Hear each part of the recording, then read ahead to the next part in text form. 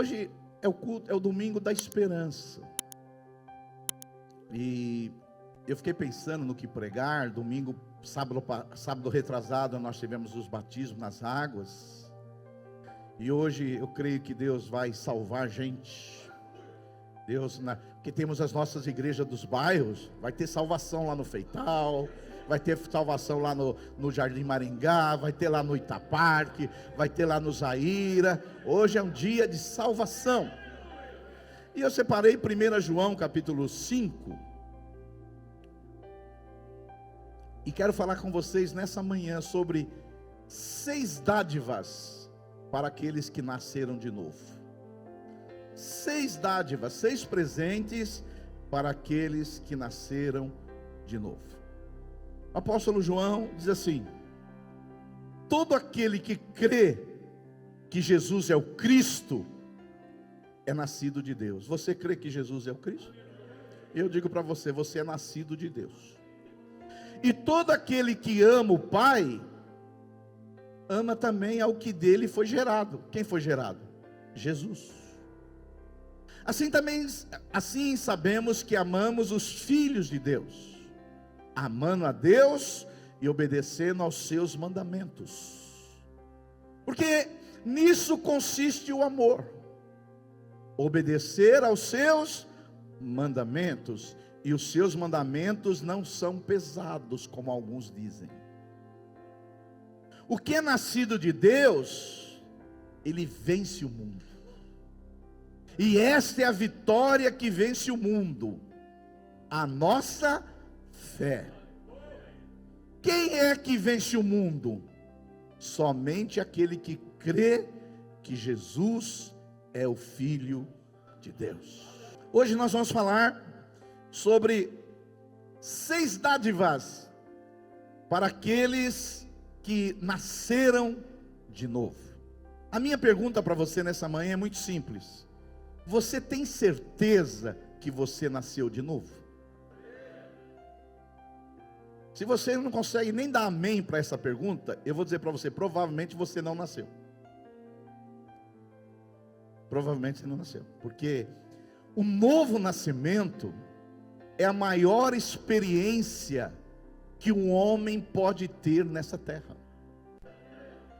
Nessa terra nós vamos ter muitas experiências. Nós vamos ter a experiência do casamento, vamos ter experiência de ter filhos, de ser avô, de ser avó. Nós vamos ter lindas experiências em nome de Jesus. Mas a maior experiência que você pode ter nesse planeta aqui é nascer de novo. A Bíblia Sagrada, ela fala de um encontro de Jesus com um homem chamado Nicodemos. Nicodemos era um dos principais religiosos da época, da principal religião mais rígida da época, que eram os fariseus. E Nicodemos, ele viu em Jesus algo que ele não tinha visto em lugar nenhum. E Nicodemos disse assim: Rabi, sabemos que tu és mestre, que tu vens da parte de Deus, porque ninguém pode fazer os sinais que tu fazes se Deus não for com ele. Jesus respondeu no verso 3 de João 3: em verdade te digo, que se alguém não nascer de novo, não pode ver o reino de Deus. Se alguém não nascer de novo, não pode ver o reino de Deus. Se alguém não nascer de novo, não pode ver o reino de Deus. Então na vida é mais ou menos assim: se você nascer 2 vezes, você vai morrer só uma. Mas se você nascer só uma vez, você vai morrer 2 vezes. E eu explico. Se você nascer 2 vezes biologicamente no espírito, você vai morrer fisicamente apenas. Mas se você, na verdade, nascer só uma vez biologicamente, você vai morrer fisicamente e morrer espiritualmente. Então, o novo nascimento é a maior experiência. Jesus disse para um religioso aqui, um homem que orava todos os dias, 7 vezes por dia, jejuava 3 vezes por semana. Esse homem provavelmente contribuía com o dízimo. Esse homem vivia uma vida piedosa. Ele estava numa religião muito rígida, mas Jesus disse para ele: se você não nascer de novo, você não vai entrar no reino de Deus. Você não vai entrar no reino de Deus. É interessante que Paulo, ele usa uma expressão semelhante lá em 2 Coríntios 5,17. Paulo vai dizer assim: e se alguém está em Cristo, nova criatura é uma nova criatura. As coisas antigas já passaram, eis que se fizeram novas. Ou seja, à medida que você nasceu de novo da água e do Espírito, você se tornou uma nova criatura, uma nova pessoa. Agora em você tem uma nova natureza. Você é um novo homem, você é uma nova mulher. Você agora tem novos pensamentos, você tem agora novas disposições, você agora tem novos sentimentos, você tem novas habilidades, novos dons. Por quê? Você nasceu de novo. Aleluia, aleluia. Se você me perguntar qual o maior problema das igrejas hoje, eu vou dizer para você, a maioria das igrejas, as pessoas não nasceram de novo. A maioria das igrejas, e talvez aqui tenha muita gente que frequenta essa igreja aqui e não nasceu de novo. Porque se você não tem essas novas disposições, esses novos desejos, você não tem essas novas habilidades, essas novas competências, novos pensamentos, você é uma pessoa ainda, uma velha criatura, e uma velha criatura não vai entrar no reino de Deus, porque quando você chegar lá nos portais da glória, a primeira coisa que vão observar em você é se você é uma nova criatura. Uma nova criatura, novas disposições, novos desejos, novos sonhos, ser uma nova pessoa, é isso que é ser uma nova criatura. Eu não lembro se você, eu não sei na verdade, se você lembra quando você nasceu de novo. Se não lembra, é um mau sinal, porque quando a gente nasce de novo, a gente lembra bem. Se você não tem certeza que nasceu de novo, hoje é o dia de você fazer uma confissão, se arrepender dos seus pecados, crer na obra do Calvário por Jesus e fala: Senhor, Espírito Santo, me regenere, faça de mim uma nova criatura. Diga glória a Deus aí, aleluia, aleluia, aleluia. E quem nasceu de novo, segundo o evangelista João, apóstolo, ele vai dizer que ele recebe 6 dádivas. 6 coisas acontecem para aquele que nasceu de novo. Primeira dádiva, a dádiva de ter o amor de Deus derramado em seu coração. Quem nasceu de novo, agora ele tem o quê? O amor de Deus derramado em seu coração. Diz assim João: todo aquele que crê que Jesus é o Cristo é nascido de Deus, e todo aquele que ama o Pai, ama também o que dele foi gerado. Então a primeira coisa que acontece para quem nasceu de novo, agora ele começa a amar a Deus. Ele ama a Deus de todo o seu coração, de toda a sua alma, com todas as suas forças, com todo o seu entendimento. Ele ama a Deus, ele quer estar no culto, ele quer adorar a Deus, ele quer cantar louvores a Deus, ele quer obedecer os mandamentos de Deus, porque agora o amor de Deus, o amor que está no coração do Pai, foi derramado em seu coração. E agora eu vou falar para você o que Deus falou comigo essa semana. João 17, 26. Nós queremos ser uma igreja cada vez mais cristocêntrica. E todos os dias eu leio alguma coisa sobre Jesus. Todos os dias. E em João 17, Jesus está fazendo uma oração chamada oração sacerdotal. E diz assim, Jesus orando: eu os fiz, se referindo aos discípulos, conhecer o teu nome, ó Pai, e continuarei a fazê-lo, a fim de que, preste atenção, o amor que tens por mim esteja neles e eu neles esteja. Olha só o que Jesus disse: Pai, eu oro por eles, a fim de que o amor que o Senhor tem por mim, olha, o amor do Pai por Jesus, o amor que o Senhor tem por mim, esse amor incondicional, sacrificial, ágape, esse amor que que o Senhor derramou em mim, esse amor também esteja neles. Olha só, irmãos, é pouca coisa isso. Jesus está orando, dizendo assim: Pai, eu quero que esse amor que o Senhor tem me amado antes da fundação do mundo, esse amor que está em ti, o Senhor é a fonte de todo amor, o Senhor derramou esse amor no meu coração, por isso que eu vou morrer por eles, e eu quero agora, Pai, que esse amor que o Senhor derramou em mim, estejam neles.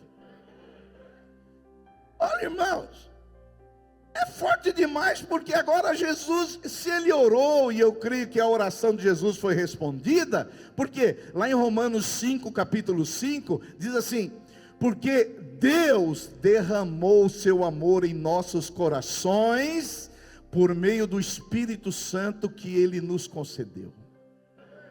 Eu quero dizer para você, se você nasceu de novo, o Espírito Santo te regenerou, mas ele não só te regenerou, ele derramou o amor do Pai no seu coração. E quando o amor do Pai é derramado no nosso coração, aí agora a gente ama Deus, a gente ama Jesus, a gente ama o Espírito Santo, a gente começa a amar mais a nossa mulher, a gente ama mais o marido, a gente ama mais os filhos, a gente ama os vizinhos, e a gente ama até aquelas pessoas difíceis de amá-las. Porque tem pessoas, pastor William, que é fácil de amar.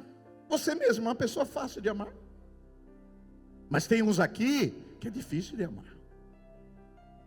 Tem pessoas que são não amáveis. Tem pessoas, você deve conhecer algumas. Então, agora, como o amor de Deus foi derramado em nossos corações, nós amamos mais a nossa esposa. Por isso que você, mulher que não casou, casa com um homem de Deus. Você, homem que não casou, casa com uma mulher de Deus, porque aí você vai se sentir amado. Vocês não dão um aleluia, porque você não está amando seu marido, a sua mulher como devia. É forte. E não é amar só quando ela está bonita, não.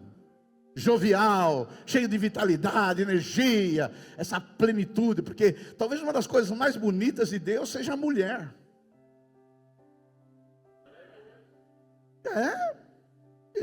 Das belezas que Deus criou, eu acho que uma das belezas que Deus criou mais lindas foram as mulheres. Por isso que você não precisa casar com uma mulher feia. Agora é impressionante que as mulheres casam com homens feios. É impressionante isso. Eu faço cada casamento que eu fico pensando, como que essa mulher vai casar com esse cara, com esse feio? É o amor é cego.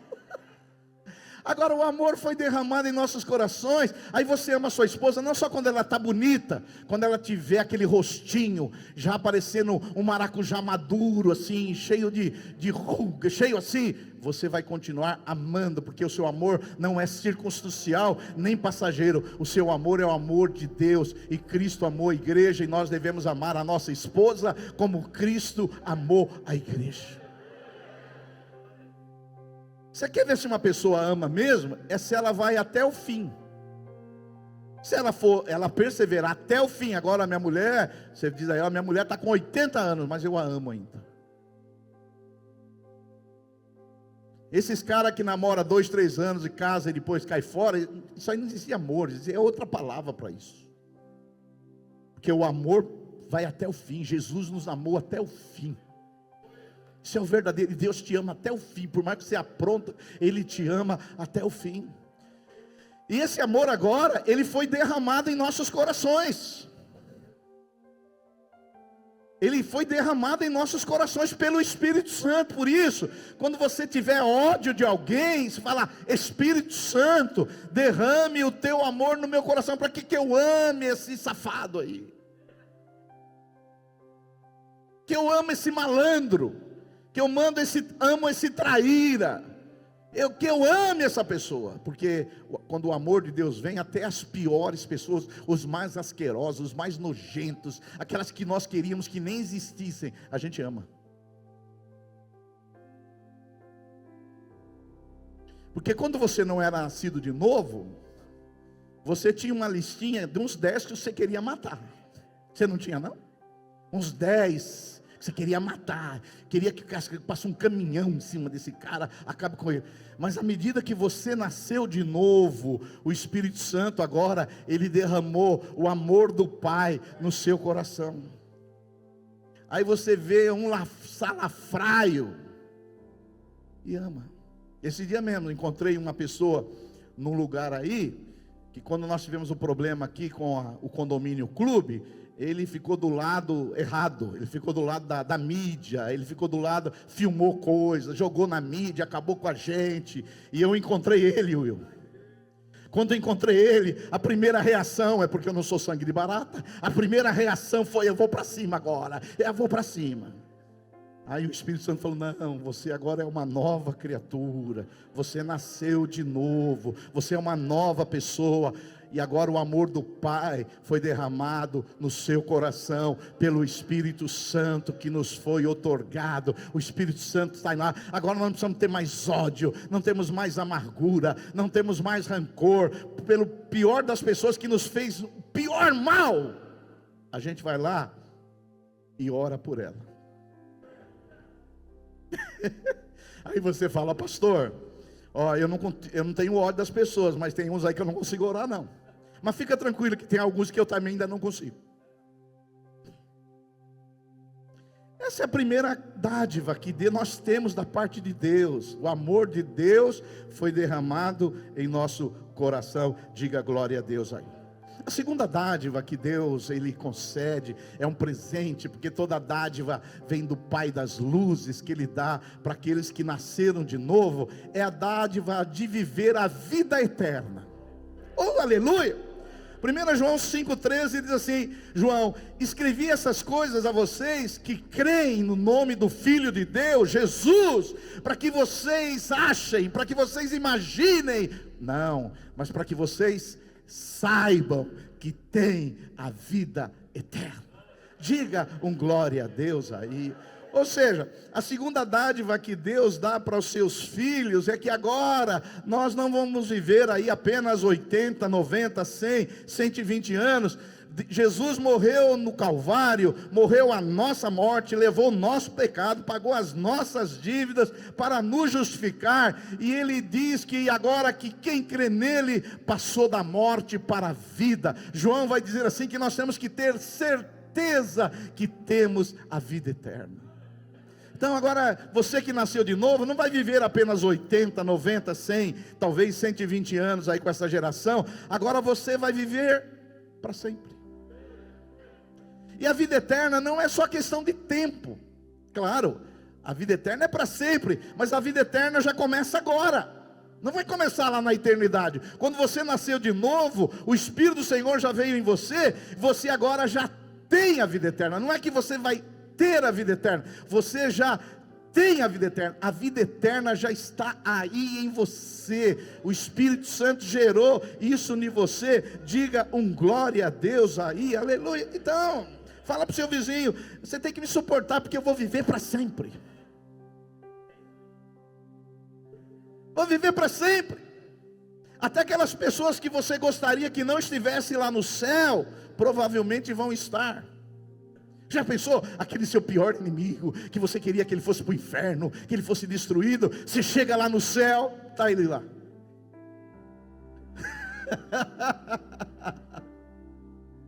Eu falei: eu me livrei desse cara. Não, lá no céu você vai lá, você aqui, eu aqui. Mas lá você vai estar com o amor de Deus no seu coração. Você não vai ter ódio por ninguém. Digam glória a Deus aí. Então, como é bom você, às vezes, ver crentes que crê nessa verdade. E é diferente, meus irmãos, quando você vai num velório de um ímpio, de um velório de um crente. Porque um ímpio, acabou, não tem mais nada, é isso aqui, o que tinha que viver, viveu, acabou. A maioria das pessoas vivem assim, como se não existissem vida eterna, acabou. Vai no velório, acabou. Mas para um crente não. Para o crente, Jesus disse que aquele que crê nele não verá morte, mas passou da morte para a vida. Então não é tremendo que você viva aí 100, 120 anos, mas quando você abrir os olhos, você está na presença do Pai. Como Jesus disse para o ladrão: hoje estarás comigo no paraíso. Aleluia. Então, essa é uma dádiva que Deus nos deu. Eu sei que nós vivemos um mundo hoje que a gente se cuida mais, a gente tem mais saúde, a medicina melhorou muito, alguns aqui tomam suplemento e para viver, amém, mas você vai viver aí no máximo de 120, você não vai passar não, filho. Mas é bom saber que Jesus morreu a nossa morte, para que nós pudéssemos viver a vida eterna, para sempre, estando na presença de Deus, com a glória de Deus, desfrutar dele para sempre. Dá um glória a Deus aí, aleluia. A terceira dádiva que Deus dá para aqueles que nasceu de novo, é a dádiva de ser chamado filho de Deus. Olha só, 1 João 3 diz assim: vejam como é grande o amor que o Pai nos concedeu, sermos chamados filhos de Deus, o que de fato somos. Por isso o mundo não nos conhece, porque não o conheceu. Amados, agora somos filhos de Deus, e ainda não se manifestou o que havemos de ser, mas sabemos que quando Ele se manifestar, ou seja, na volta de Jesus, seremos semelhantes a Ele, pois o veremos como Ele é. Aleluia. Essa é a terceira dádiva. Eu sei que hoje tem um conceito no mundo que todo mundo é filho de Deus. Todo mundo é filho de Deus. Quando alguém é gentil com você no trânsito e fala: ainda bem que tinha um filho de Deus aqui. Mas às vezes ele é filho do diabo, mesmo assim, ele foi generoso com você. Mas nem todos são filhos de Deus. Quando as pessoas nascem, elas nascem no pecado, elas nascem debaixo de condenação, elas são filhos da ira. Mas Jesus morreu por elas. Mas aqueles que receberam, lá em 1 João 1,12, a palavra de Deus diz assim: mas a todos quantos o receberam, deu-lhes o poder de serem chamados filhos de Deus. Aqueles que o receberam, nós que o recebemos, todos aqueles que o receberem, vão ser chamados filhos de Deus. Esses dias eu estava ouvindo uma entrevista daquele ex-jogador da seleção brasileira, o Jorginho. O Jorginho foi um jogador da seleção brasileira, ele é cristão, ele mora no Rio de Janeiro, e perguntaram para ele qual é o maior título que ele já teve.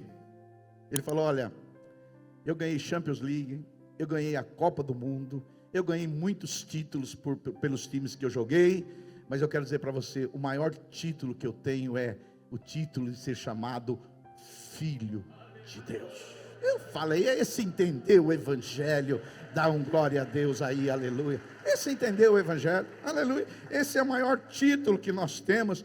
E como filhos, agora nós podemos chamar Deus de Pai. Eu sei que para nós, alguns acham que isso é normal, por causa da oração do Pai Nosso, que virou uma oração super religiosa, que muitos nem são filhos e oram o Pai Nosso, não é verdade? Muitas pessoas oram, mas é bom que você saiba, na velha aliança, ninguém chamava Deus de Pai, ninguém ousava chamar Deus de Pai. Era o El Shaddai, era o Todo-Poderoso, era o Javé, Elohim, mas ninguém chamava Deus de Pai. E quando os discípulos, eles pediram para Jesus, para que Jesus os ensinasse a orar, Jesus falou assim: eu vou ensinar vocês a orar. Como que Jesus começou orando? Pai nosso que estás nos céus. Somos filhos de Deus.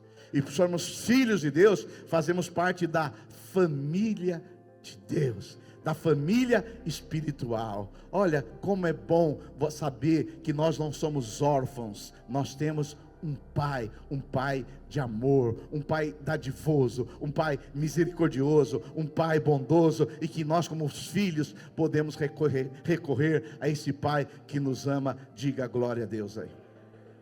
Além de termos a filiação como filhos, nós temos acesso.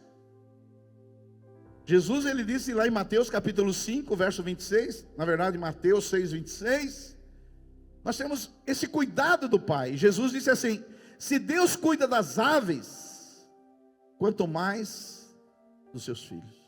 Eu quero dizer para você, se você é filho de Deus, Deus cuida de você. Deus cuida de você, com provisão, com proteção, com direção, com cuidado. Você só está vivo hoje porque Deus cuida de você. Você só levantou da cama hoje porque Deus cuida de você. Eu sempre faço assim quando eu acordo de manhã. Eu acordo de manhã, abro os olhos. Primeira coisa que eu quero saber, que parte do céu eu estou. Se eu estou aqui do lado de baixo ainda, ou se eu já fui. Então quando eu abro os olhos, que tem gente que é assim, né? Que ele já levanta. Se eu fizer isso, me dá uma labirintite terrível, né? Eu acordo, minha mulher fala que eu levo 30 minutos para levantar. 30 minutos. Eu olho, que lado do céu eu estou? Do lado de cá, os pecadores miseráveis, ou do lado de lá, com os anjos e com os que morreram no Senhor? Aí sinto um ventinho bater no rosto, estou do lado de cá ainda.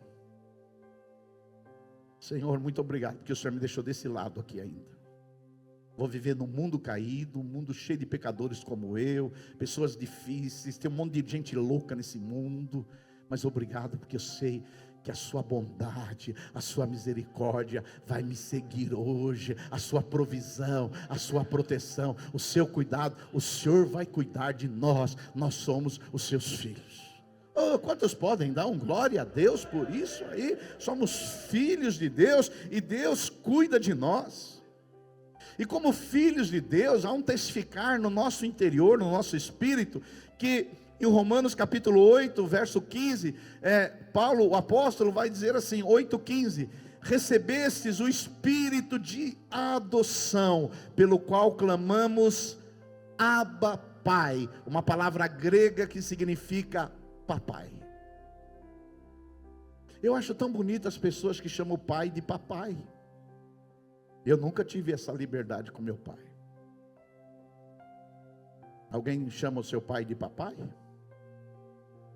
Ai, que bonito. Eu acho tão lindo. Papai. E eu acho também tão bonito quando o filho vem pedir bênção para o pai.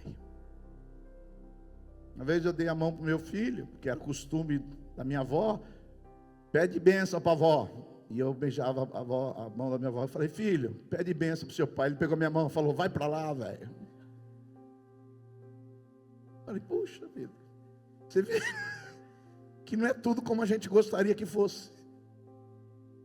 Mas ele sabe que tem um pai, que na hora da luta, na hora do dia difícil, do dia mau, ele sabe que tem um pai. E eu quero dizer para você que há um testificar, se você nasceu de novo no seu espírito, que você é filho de Deus. Eu não sei o que você ouve, eu vou dizer o que eu ouço na minha interioridade, não nos meus ouvidos, é: filho meu. Filho meu. Talvez você ouça outra coisa, mas o que eu ouço é: filho meu. E aquele texto que eu li com vocês de João 17, quando Deus falou: filho meu, o amor que eu amei meu filho, eu derramo no seu coração pelo Espírito Santo. Por isso que eu quero que você venha às quartas-feiras, que nós vamos falar de buscar a presença de Deus, para conhecer a vontade de Deus, para a glória dele, em nome de Jesus. Então a dádiva de ser nascido de novo, são dádivas assim maravilhosas, o amor de Deus derramado em nossos corações, a dádiva de sermos filhos de Deus, a quarta dádiva que foi dada por Deus, porque toda dádiva vem dele, é a dádiva o poder de ter as suas orações respondidas. Olha só, 1 João 5, verso 14, meus irmãos, diz assim: e esta é a confiança que temos, ao nos aproximarmos de Deus, se pedirmos alguma coisa de acordo com a sua vontade, Ele nos ouvirá. E se sabemos que Ele nos ouve em tudo o que pedimos, sabemos que temos o que dele pedimos. Diga glória a Deus, aleluia. Aleluia. João está dizendo assim: olha, tem outra dádiva. A dádiva de a gente poder orar ao Pai e Ele nos ouvir, e saber que se nós orarmos segundo a sua vontade, Ele vai nos atender. Não é bom saber que quando você ora, tem alguém te ouvindo? Obviamente que nem todas as suas orações serão respondidas. João está dizendo para nós, que se nós orarmos segundo a sua vontade. A vontade de Deus é boa, perfeita e agradável.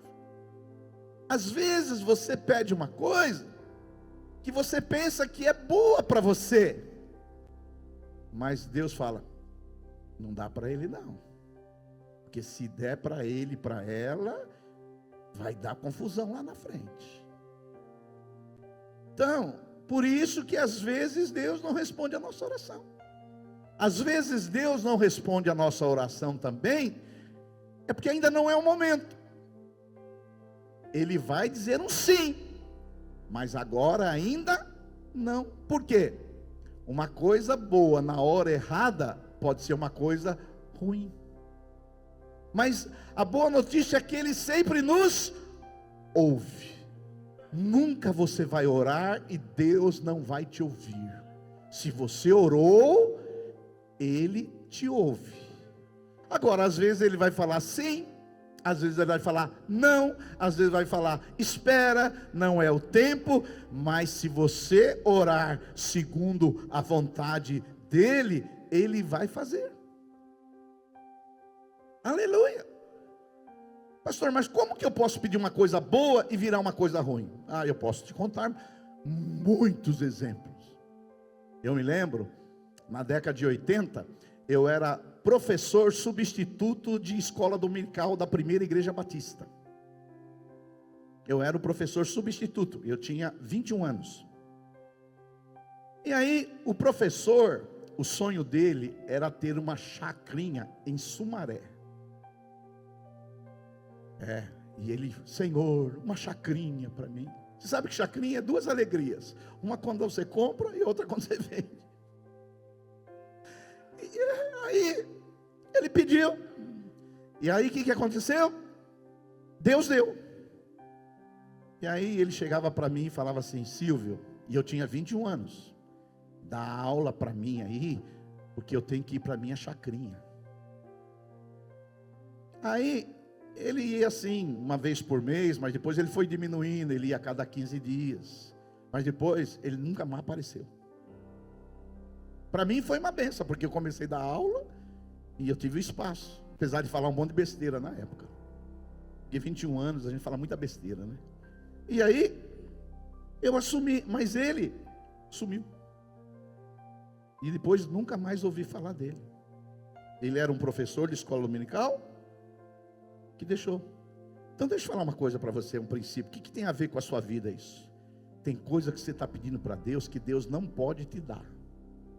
Porque se Ele te dá, você vai ter problemas espirituais. E como Ele te ama, Ele fala: não vou te dar. Não houve nenhum amém, mas eu também não esperava não, viu? Não precisa dar não. Eu estou aqui para te falar o Evangelho. Nem Jesus teve todas as suas orações respondidas. Jesus lá no Getsêmani, quando ele pediu para o Pai passar o cálice, passou? Não passou, porque a vontade de Deus é que ele fosse para onde? Para a cruz. Mas uma coisa você sabe: quando você orar segundo a vontade de Deus, que é boa, perfeita e agradável, Deus vai te atender e você vai receber em nome de Jesus Cristo. Agora deixa eu contar um exemplo positivo, senão você não vai orar. Eu lembro, quando eu tinha 18 anos, eu queria ter um Fusquinha. Tirei a minha carta, quero um Fusquinha, porque na época, né, os meninos hoje querem carrão. Na minha época era Fusquinha. Falei, Deus, eu trabalho na igreja, eu trabalho longe, esse serviço público aqui no Brasil não é bom, e eu preciso de um Fusquinha. E falava todo dia, eu quero um Fusquinha, Deus. E Deus me deu um Fusquinha. Eu não sei o que você está precisando hoje, mas ore, porque se você orar segundo a vontade de Deus, Ele vai te ouvir. Agora, a Bíblia Sagrada diz lá no Apocalipse capítulo 8, que as nossas orações são como um incenso. Lá em Apocalipse 8, do capítulo 8, do versículo 1 ao versículo 3, diz que as orações dos filhos de Deus, ele entra no altar como incenso. E depois esse incenso, ele é derramado e vem na terra em forma de terremotos, trovões e relâmpagos. Muitas pessoas ainda não obtiveram o pedido da oração, porque ainda não encheram o incensário. As suas orações ainda não foram suficientes. Mas quando você orar suficientemente, o cálice vai transbordar e a sua oração vai ser respondida em nome de Jesus. Quantos podem dar glória a Deus por isso aí? Aleluia. A quinta dádiva dada por Deus aos que nasceram de novo é a dádiva da vitória sobre o poder do pecado. 1 João capítulo 5, verso 18, a Bíblia Sagrada vai dizer assim: sabemos que todo aquele que é nascido de Deus não vive em pecado. Talvez essa seja uma das maiores dádivas que Deus pode dar para você, é a dádiva de ter vitória sobre o pecado. Por quê? Porque nós temos uma natureza perversa dentro de nós, que se inclina para o mal, e somos tentados, e às vezes caímos em tentação. Mas agora, como nós nascemos de novo, Deus colocou a natureza divina em nós, através do Espírito Santo, e agora nós podemos escolher se caímos ou não caímos. Outrora, quando não éramos nascidos de novo, nós não tínhamos essa opção, nós éramos escravos do pecado, não tínhamos opção. Mas à medida que eu nasci de novo, o poder do pecado, ele foi quebrado na minha vida, e hoje eu posso escolher se eu vou pecar ou não. Hoje você tem alternativa. A tentação vem, você tem alternativa de pecar ou não pecar. A Bíblia diz que não veio tentação em nós, que Deus não vai providenciar o livramento. Ou seja, toda tentação haverá uma saída, haverá um escape, haverá um poder, haverá uma unção. Você só vai pecar se você quiser pecar, porque o Espírito Santo te deu o poder para que você não viva no pecado. E o Espírito Santo também te deu poder para que você não queira praticar o pecado. Isso me lembra aquela historinha que eu já contei aqui algumas vezes, entre o pregador Moody em Nova York. Ele encontrou uma senhora, e a senhora disse: ser crente deve ser muito chato, não pode beber, não pode fumar, não pode dançar, não pode fazer uma série de coisas. E Moody, o grande pregador, respondeu para ela: senhora, a diferença entre eu e a senhora não é que a senhora pode e eu não posso, a diferença é que a senhora quer e eu não quero. Aleluia. Então hoje nós temos o que? Vitória sobre o pecado. O pecado está aí, o pecado paira sobre esse mundo. O pecado é essa poeira que quer penetrar na nossa vida. Mas sempre que houver a tentação, Deus vai te dar poder para você ter uma saída, para você vencer o pecado. E quando você vence o pecado, você se parece mais com Jesus. Aleluia. E por último, a sexta dádiva que Deus dá para aqueles que nascem de novo é a dádiva da proteção contra o maligno. Aleluia. 1 João capítulo 5, verso 18, o apóstolo diz assim: aquele que nasceu de Deus. Tem alguém que nasceu de Deus aí? Dá glória a Deus aí. Você nasceu de Deus? Se não nasceu, hoje é o dia. O maligno não lhe toca. Todas as pessoas, todas que não nasceram de novo, estão nas garras do maligno.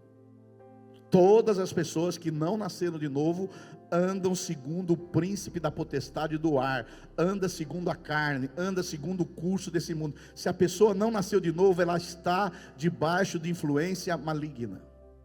Eu sei que nós evangélicos hoje, na nossa cabeça, a gente acha que só tem o maligno, aquelas pessoas que vão em algumas igrejas neopentecostais, e elas aparentemente estão possessas, e eu acho que nem todas estão possessas, e elas... Você vê que eu nem sei imitar um demônio direito. Qual é o seu nome? Aí você fala, essa aí tem demônio. Mas deixa eu falar para você, os demônios mais perigosos não são esses que estão diante de uma câmera de televisão. Os demônios mais perigosos são esses que estão enrustidos, levando as pessoas para o engano, para o inferno, para o pecado, destruindo um monte de coisa, acabando com nações, guerreando, gerando mortes. Esses são os piores demônios. Ninguém fica... Não, elas não ficam assim. Elas tomam decisões erradas, elas são corruptas, elas prejudicam os outros, elas difamam. Ali o demônio não está se manifestando como a gente acha que deveria, mas lá tem demônio, porque ela não foi nascida de Deus. Agora, quando nós somos nascidas de Deus, nós não temos mais nada com o maligno. Agora o centro da nossa vida é Cristo. Cristo é o centro da nossa vida. Cristo é o centro do Evangelho. Nós não temos mais nada a ver com o maligno, e o maligno não nos toca. Eu sei que tem pessoas que vivem em umas igrejas paranoicas que por aí, que elas ficam assim: Deus me deu um emprego, mas o maligno se levantou. Deus me deu esse marido, mas o maligno se levantou.